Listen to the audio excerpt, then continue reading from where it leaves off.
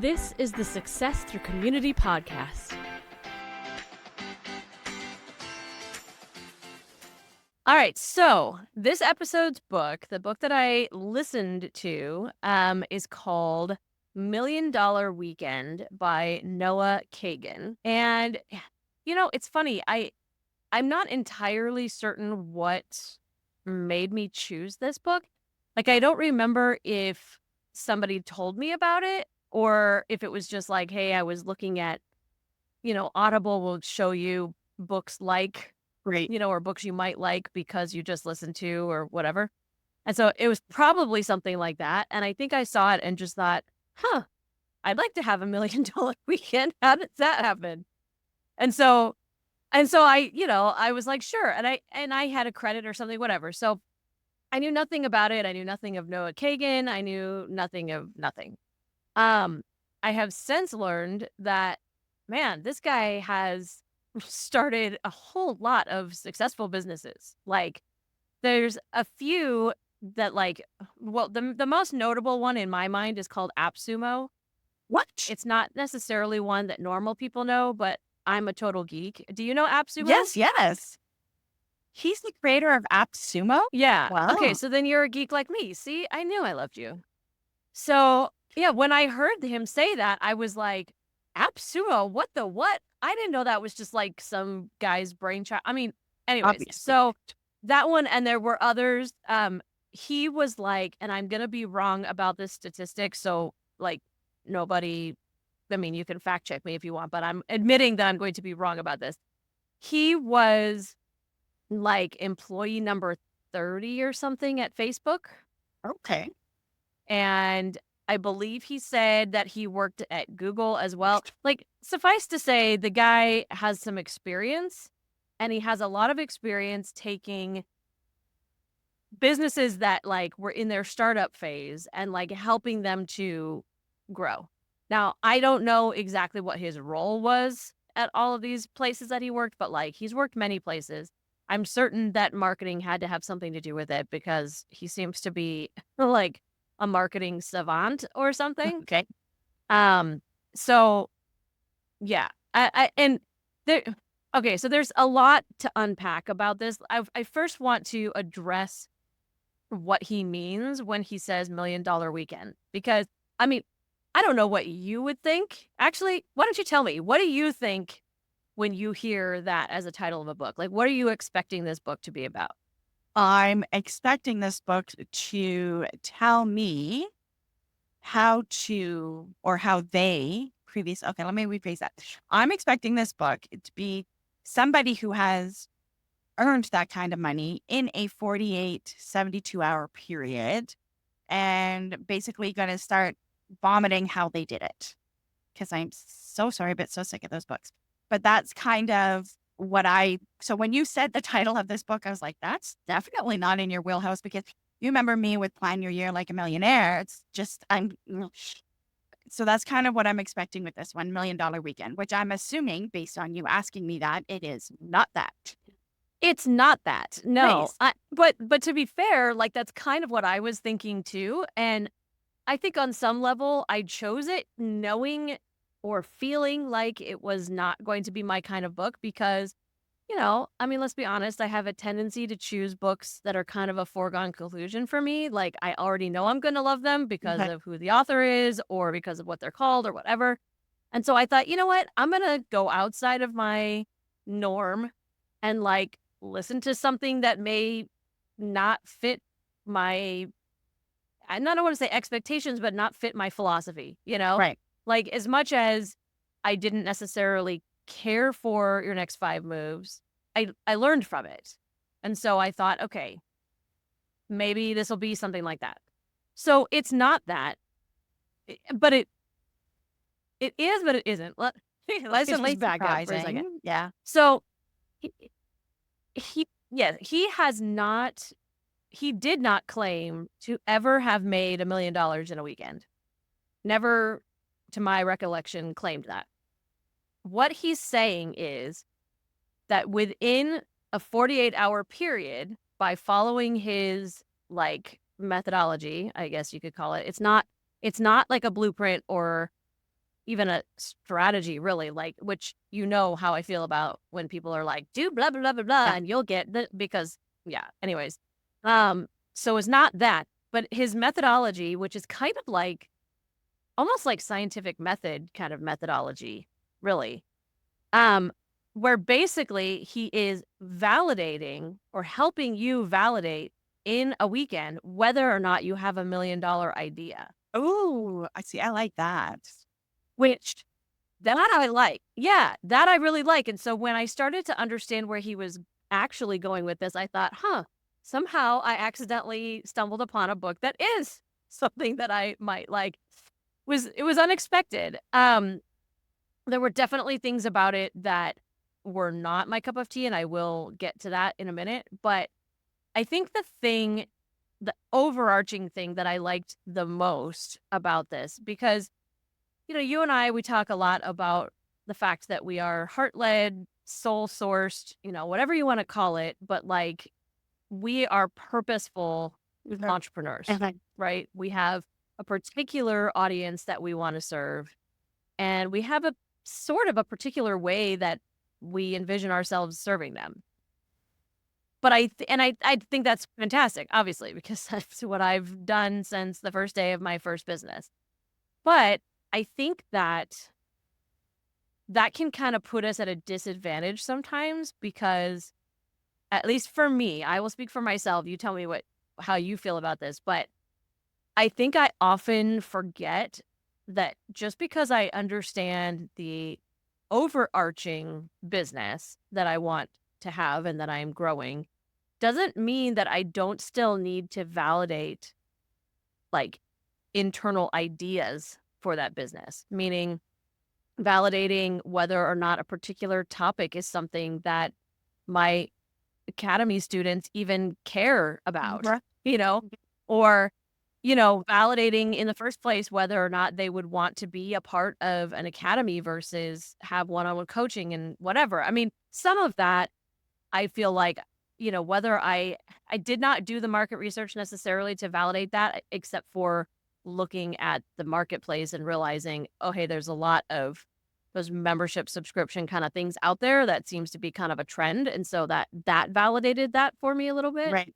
Um, Plus the fact that, you know, on some level, I have to be building a business that I want to be in. And so I had to take that into account as well. But when it comes to the particular topics and the particular courses and things that I'm working on, it's still important for me to validate those ideas with the intended audience before novel idea, before I invest all my time and or money into them.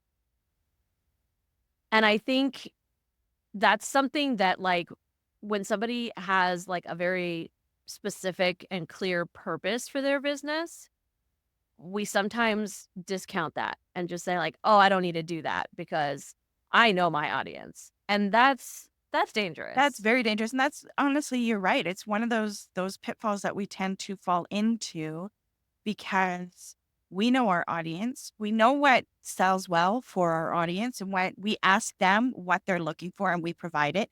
But that doesn't necessarily always mean that our business will grow, that we will, be any more successful or just plateau.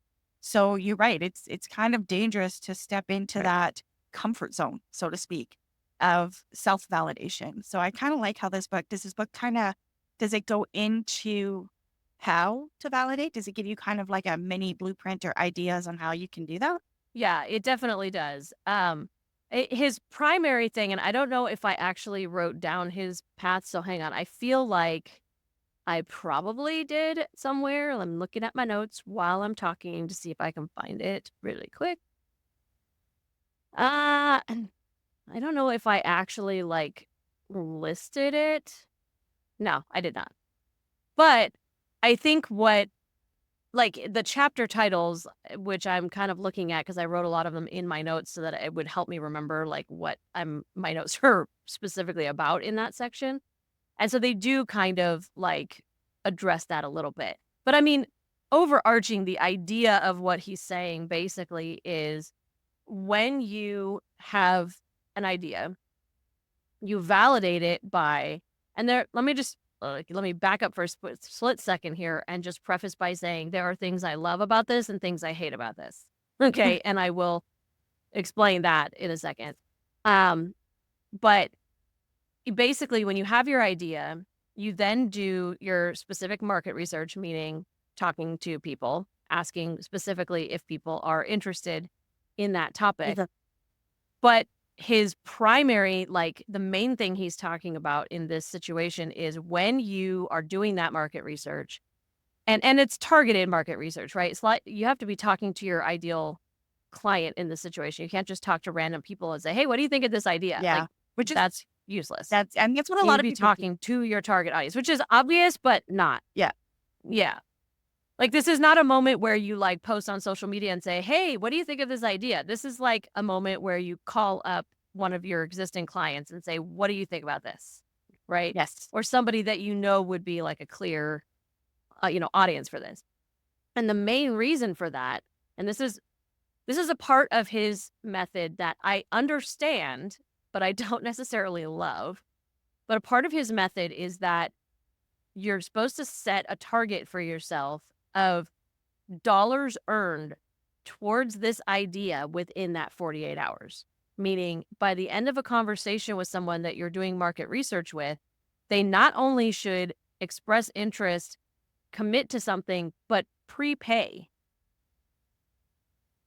So I would think, And I get where he's going with that. yeah. I get it, but I also hate it a little bit. Well, see, yeah.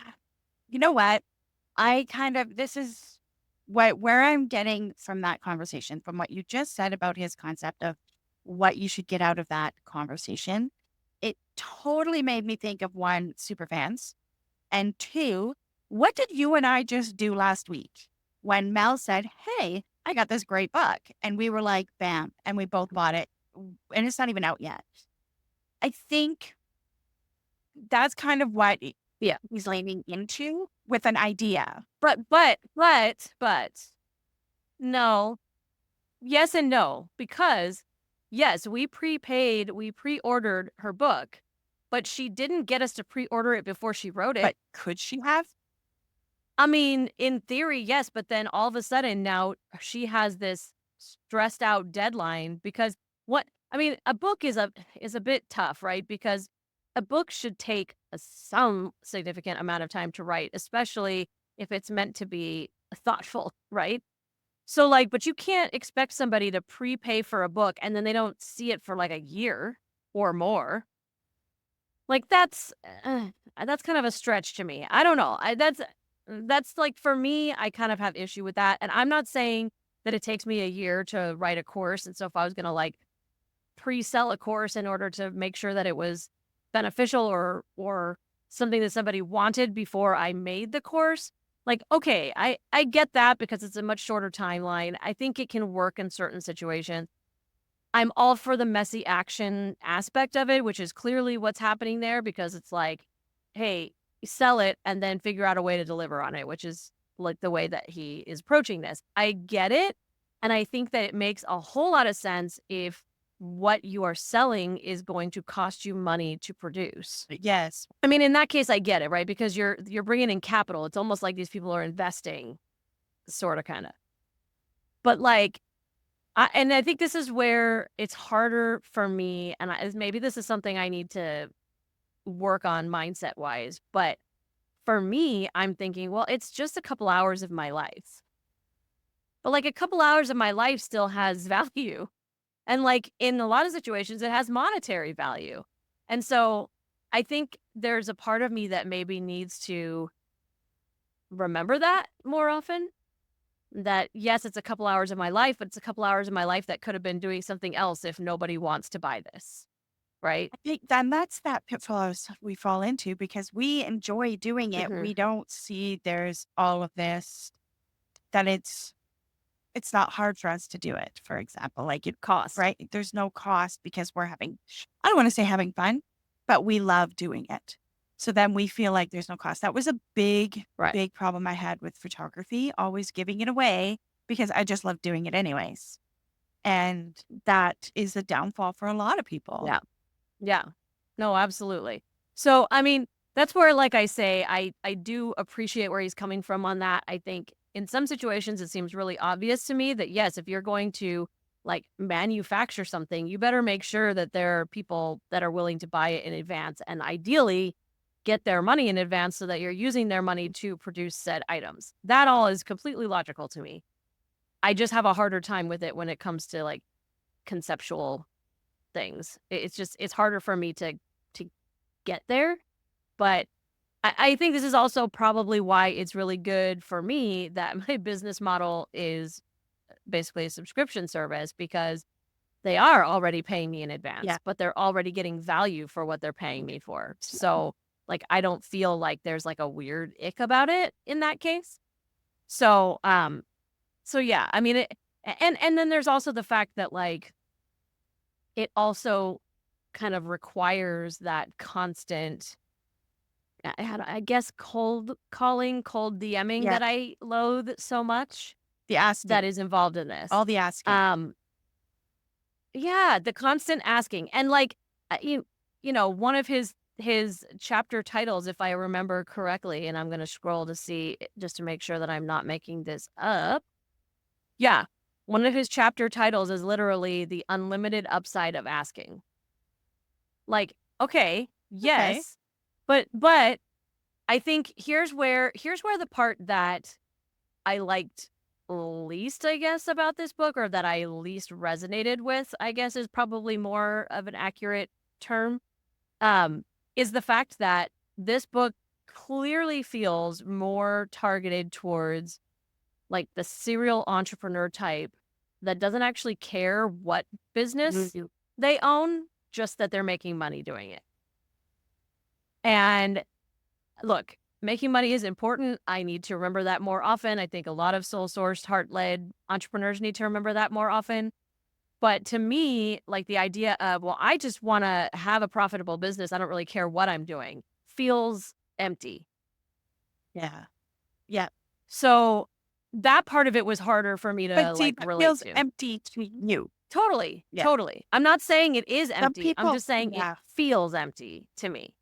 I have to admit, I kind of like the title of that chapter, The Yeah. Unlimited Upside of Asking. Like, that's a good title. And Yeah. I can guarantee what I would expect from a chapter with that as a title is it's going to have a lot of great um, tips, not tips, but a lot of great, so I don't even know what the word I'm looking for is, but information. That's the word. Information. Words are hard again. Um, because there is a lot of upsides and I have that fear of asking. And I know a lot of entrepreneurs out there do, especially those sole sourced ones.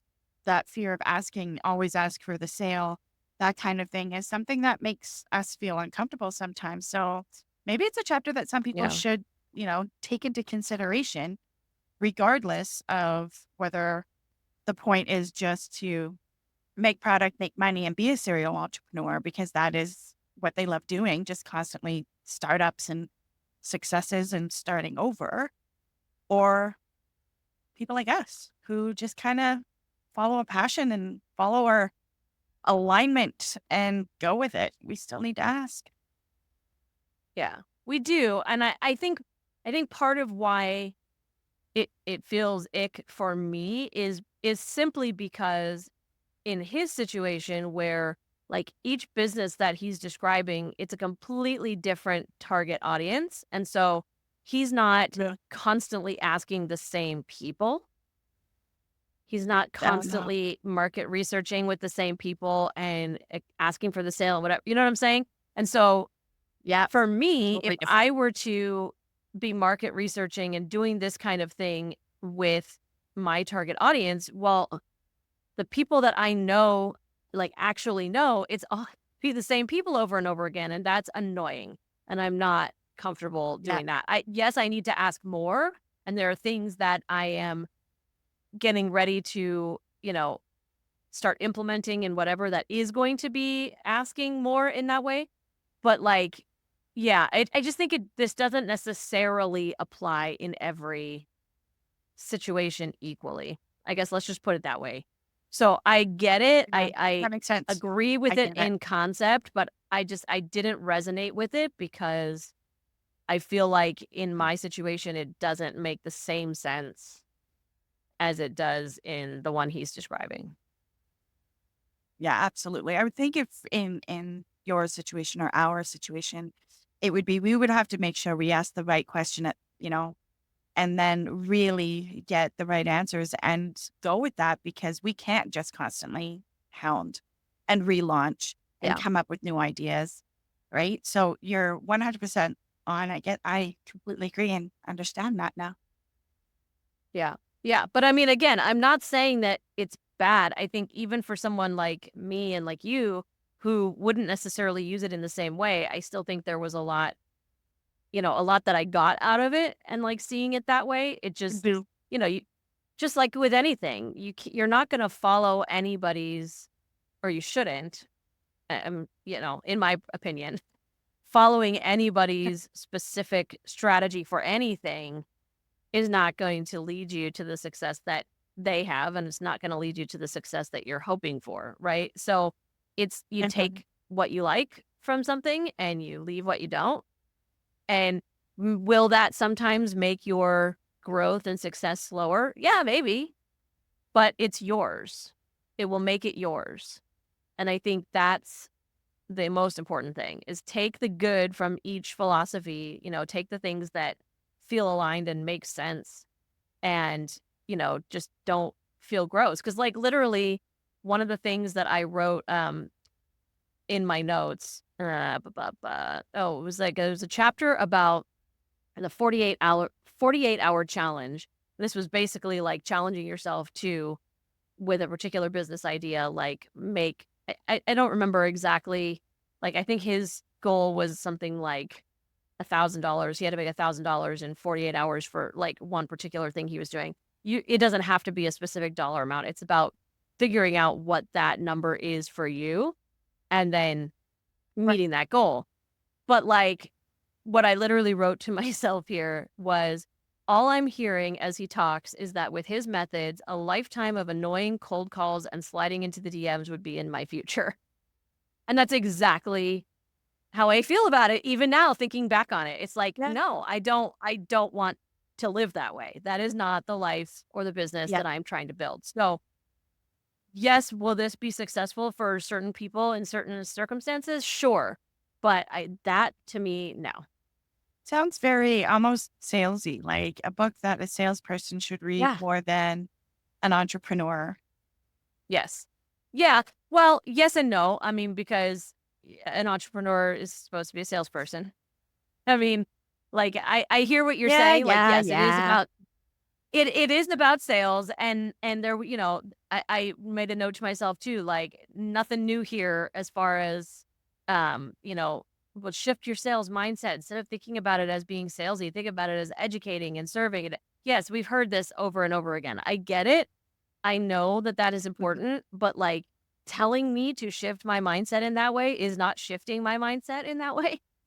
So, like, I need to find my own way of doing things, and I honestly, another book that I'm reading right now, which we'll be talking about in a few episodes, is helping to shift my mindset and perspective on some things like that. So, you know, Love it. it's all gonna be there are gonna be certain things that are going to help us to connect with information. We talked about this actually a couple episodes ago where it's all about the messenger.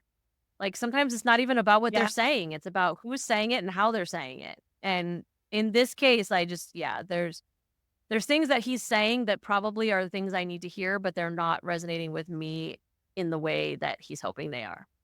But that doesn't mean that I didn't get other stuff out of it because obviously, reminding myself that do need to validate with my existing customers and potential customers what they want and not just make the assumption that because I think that's what they want, it's easy to forget that, and so, that is a good reminder, and then, like, when it comes to, like, things I'm taking away from this book, I made some tweaks to the academy after reading this book, mostly really, really minor.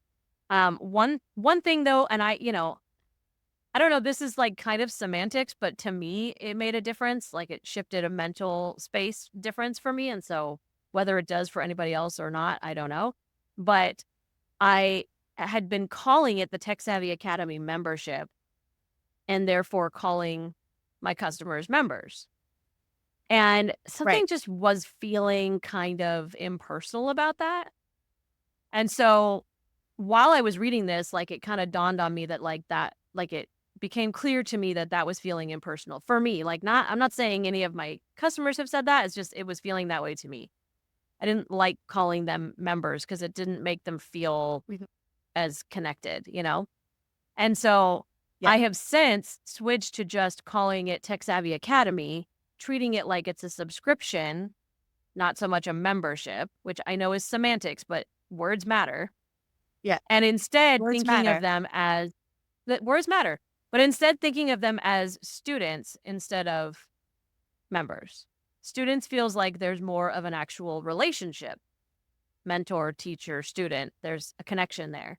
So that helps me a lot. And it's also really helped me to kind of like shift my focus. There were some things in the academy that I feel like I was trying to force, um, that I've since realized isn't really that important, and that if it's meant to come about, it will come about organically. And I need to pay more attention to the things that really matter in the academy, i.e., the value, and focus less on some of the fluff that I was getting mentally caught up in. So, I mean, besides just the idea of validating ideas more, which I've already started doing with some of the upcoming releases and courses that I'm working on, it's more just those little tweaks and like changing some of the verbiage in, on the website and, in things like that. Like there's small little things, but it's helping me to really feel a little bit more connected and feel more in touch with my mission, I guess, if that makes sense, which I don't know if that is at all what he was working towards. Probably not.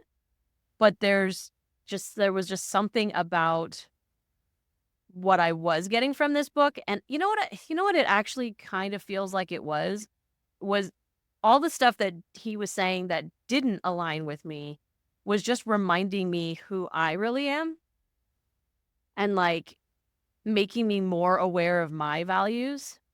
So even though they weren't at all what he was talking about, it had that kind of effect. Does that make any sense? Has that ever happened to you? It makes perfect sense. And I was going to say that because it feels to me like everything you were reading, if it didn't align with what you would want to do and what you believe is right for you in your business, it kind of sparked a way of how you would do it and finding your own way. And, it sounds like he's not talking about a lot of connection. You're seeing that and reflecting, going, yeah, but this is how I think I would take this information because I am heart led. And so I realize that, oh my goodness, by treating it as a membership and calling people members is not giving me the connection that I desire, that I want to create. It's not building a relationship. It's still keeping everybody at an arm's length. And it's Mhm. his book has kind of opened your eyes to that because it's the opposite of what you would want to do and how you want to run your company. Yeah. That's what I Yeah, heard. exactly. No, that's it completely. I mean, not to say that he's, like, completely disconnected with all that. I mean, he does, he has a chapter that's all about the growth machine. He has 5 questions, marketing plan questions, which I will share with you guys because I think that they're really, really smart. Um, and one of them does touch on that a little bit, but he says, first question is, "What is your one goal for this year?" Okay.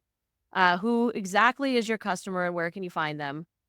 What is one marketing activity you can double down on? How can you delight your first 100 customers? And if you had to double your business in 30 days with no money, what would you do? Now, these are all super, super smart marketing questions. I will definitely come back to this when I'm planning my marketing for 2025.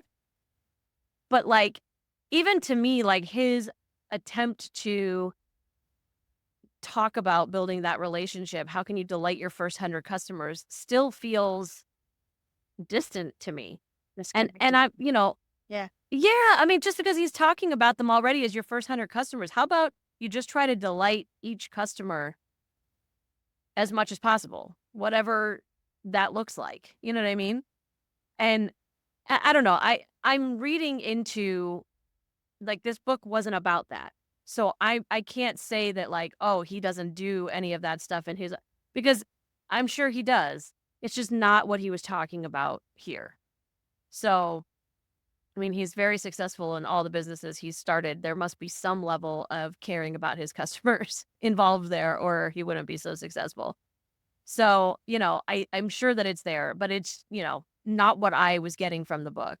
But I did get a lot out of it. And I think, I especially would probably recommend the audiobook on this one, mostly because, he speaks, uh, I guess, articulately enough that you can speed him up and still understand him very clearly, which is great. Because then you can kind of speed through the book a little bit and there were a Yeah. couple places I feel like where I did little clips because I wanted to be able to remember a specific thing that he said. So I would kind of stop and clip and whatever. And so and actually I think there was one now that I'm saying that out loud, I think there was one that I intended to play for you guys, but now I don't remember what it was. So if I touched on that topic, I will find a way to insert it so that you can hear it in his own words because he was very I don't know, he was good as a narrator of his own book, which I don't often say. So I would recommend the audiobook in this one. The best way that you can support the podcast is to make sure that you are subscribed wherever you're listening and leave us a review. That's the only way that new people will find and join our community. The Success Through Community podcast is hosted by Kelly Gable and Joelene Mills, and all episodes are solely the opinions of the respective host. Our sound production and editing is done by Kelly Gable, and all visual creative, including our logo, was created by Joelene Mills. The Success Through Community podcast is an STC production.